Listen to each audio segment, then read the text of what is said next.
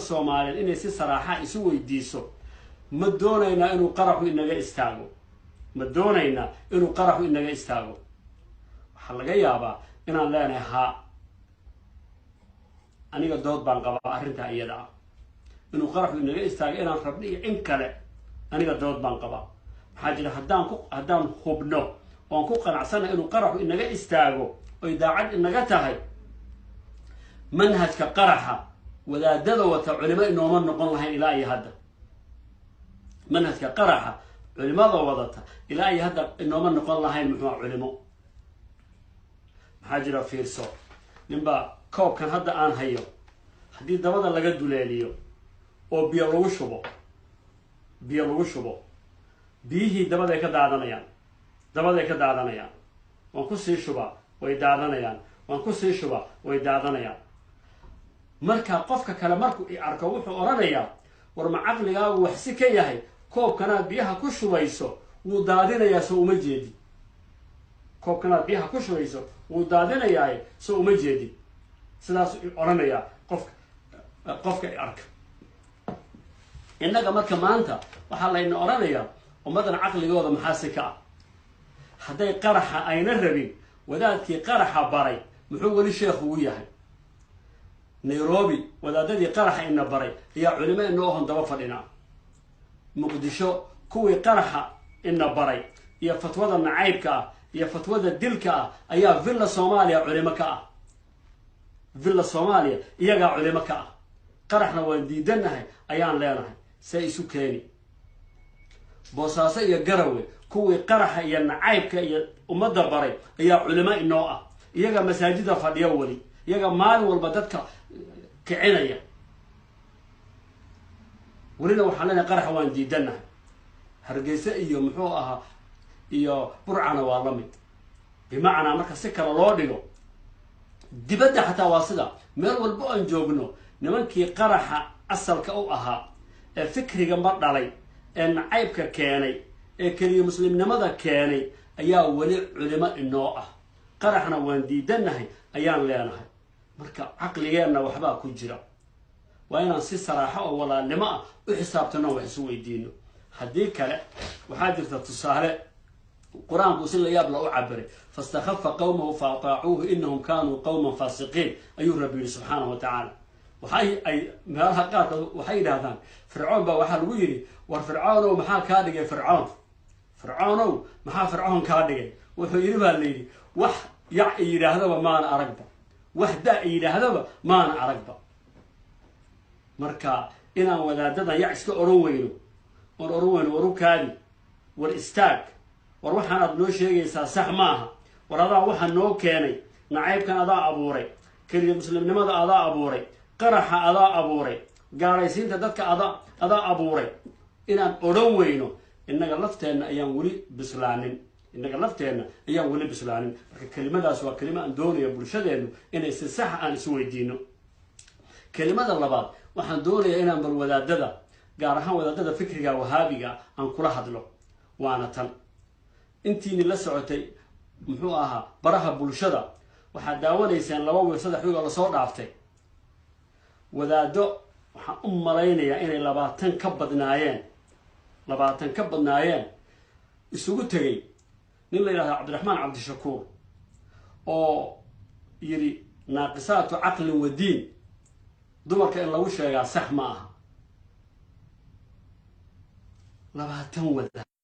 isugu tagtay waxay ka soo saareen fatwa ah diinka meel looga dhacay uu gaaloobay ninkan waa in la dilo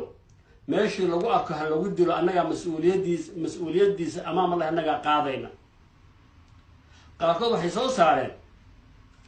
dadkii xataa meesha uu joogay ee ku raali noqday iyaguna way gaaloobeen oo way ridoobeen kuwa u sacbiyey way gaaloobeen waxaan rabaa marka inaan weydiiyo wadaadadaas maxaad fatwo uga soo saari weydeen shabaabku inaysan muslimiin ahayn ay gaaloobeen maxaad fatwo uga soo saari weydeen waa su'aal weyn waxaan rabaa wadaadada inaan su'aal kala weydiiyo maxaad oran weydeen al-shabaab ninkii guri ka kireeya isna wuu gaaloobaya maxaad oran weydeen maxaad oran weydeen al-shabaab ninkii qariya hadday daacad idinka tahay waxaan wuu gaaloobayaa maxaad oran weydeen maxaad oran weydeen al-shabaab qofkii wax ka iibiya wuu gaaloobayaa maxaad oran weydeen maxaad oran weydeen al-shabaab in lagu jihaado oo la iska celiyo oo dowlad iyo shacab la isugu tago waa waajib diini ah annagana dagaalka wax ka galayna maxaad oran weydeen meesha waxaa muuqata idinkii al-shabaab inaad isku mid tihiin oo ina waxba idiin dhexaynin ayna waxba idiin dhexaynin soomaalida waxay oran jirtay libaaxa midka ciyaya iyo midka aamusan koodee dhib badan midka cinaya ee carcaacada dhahaya waad ku baraarugi marka idinkan iskaga kala dhigaya inaad culimo tihiin ee warshadii al-shabaab ka soo baxayeenna ah ee fatwada gaalaysiinta ah soo saaraya ee fatwada nacaybka ah soo saaraya ee fatwada keligeed muslimka ah soo saaraya ee fatwada qofka hala dila ah soo saaraya idinka iyo al-shabaab isku mid baa tihiin haddii kale waxaan rabnaa inay haddaydan al-shabaab aydan ilka abeeso hoos bay ka wada xiran aydan ahayn inaan aragno wadaadkii aw daahir aw cabdi ama sheekh daahir aw cabdi ee boosaaso joogay ee oynaya ee lahaa cabdiraxmaan cabdishakuur wuu gaaloobay diintiina difaacda hadda inuu yidhaahdo intuu ooyo al-shabaab way gaaloobeen diintiina hala difaaco waxaan rabnaa sheekh maxamed cabdi umar inuu yidhaahdo al-shabaab way gaaloobeen diintiina difaacda guri lagama ijaari karo lama qarin karo lama soo dhaweyn karo halala dagaalamo waa waajib in la iska celiyo waxba lagama iibin karo canshuur lama siin karo ayaan rabnaa inuu yidhaahdo sheekh bashiir salaad oo waxaa la yaab kala yidhi sida isagoo albaabka ilaahay taagan towbadii cabdiraxmaan cabdishakuur waan aqbalay waxaan rabnaa inuu yidhaahdo al-shabaab way gaaloobeen ha la iska celiyo waa waajib inaan la dagaalano inuu yidhaahdo hadday raggaasu sidaa odhan waayaan waxaan rabaa bulshada soomaaliyeed inaan loo been sheegin bulshaduna aysan noqonin muxuu ahaa dad aan waxba fahmaynin aanaan noqonin taas marka waa kelimo waxaa kaloo dhowrkii bale lasoo dhaaftay arkaya wadaado fatwo ka soo saaraya lacagaha sarifyo oo lacagaha ahoo internetka lagu kala sarifto wadaado fatwo ka soo saaraya wadaadada shaqo la-aanta intaa la eg ay fatwo uga soo saaraya dad dhalinyaro aha oo business iyo nolol ka raadinaya internetka lacaga lagu kala bedesho lagu kala sarifto nolol ka raadinaya fatwo ka soo saaraya intay shir u qabtaan fatwo ka soo saaraya ilahay baan ku dhaaranayaa hadday diin iyo ummadnimo ay daacad u yihiin may fatwo ka soo saaraan al-shabaab may fatwo ka soo saaraan maxaase keenay inaan weli iyaga daba soconno oon culimo ay noo yihiin maxaa keenay waa su-aal aan inaan isweydiino ay u baahan tahay wey oo daacadnimo ah kelimada kale waxaan doonayaa inaan idhaahdo dowladda soomaaliyeed ama tan hadda jirta ha noqoto ama to kalaba ha noqote iskeeni mayso al-shabaabna waan la dagaalami waa inaan saraaxo u wada hadalno al-shabaab ninkii aabbaha ahaa ee dhalayna villa soomaaliya iyo masaajidka isbahaysiga iyo t v-ga qaranku ka hadli bal dowladda ayaaba ilaalin oo lacag siinaysa iskeeni mayso marka dowladda soomaaliyeed lafteedu sheekh bashiir iyo sheekh cali wajiizi inay culimo ummadda uga dhigto iyagoon ognahay fikrigan dadka qarxinaya inay iyagu dhaleen welina aynan odhanin waan khaldannay ee bulshadii soomaaliyeed ee hanala cafiyo ilaahayna waan u tubadkeenna waan u noqonaynaa iyagoon weli odhanin iyada lafteedu waxaa u muuqata dhuumasho dhabarku muuqdo inay tahay marka dowladda lafteedu waa inay bulshada ay si saxa iyo daacad ay ka noqoto inay al-shabaab la dagaalamaysa iyo in kaleeto ma isukay qabanaysa aniga al-shabaabna waan la dagaalami raggii al-shabaab culimada u ahaana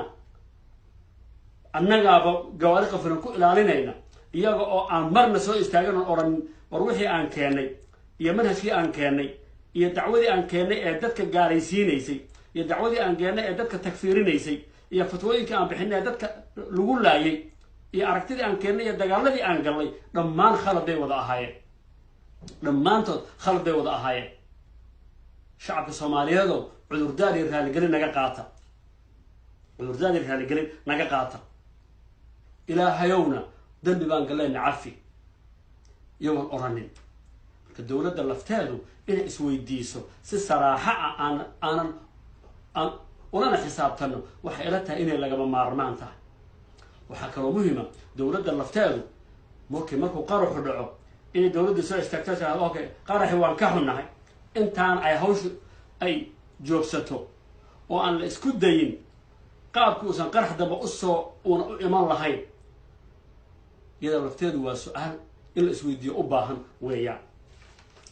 kelimada kaleeto waxaan doonaya inaan iyagana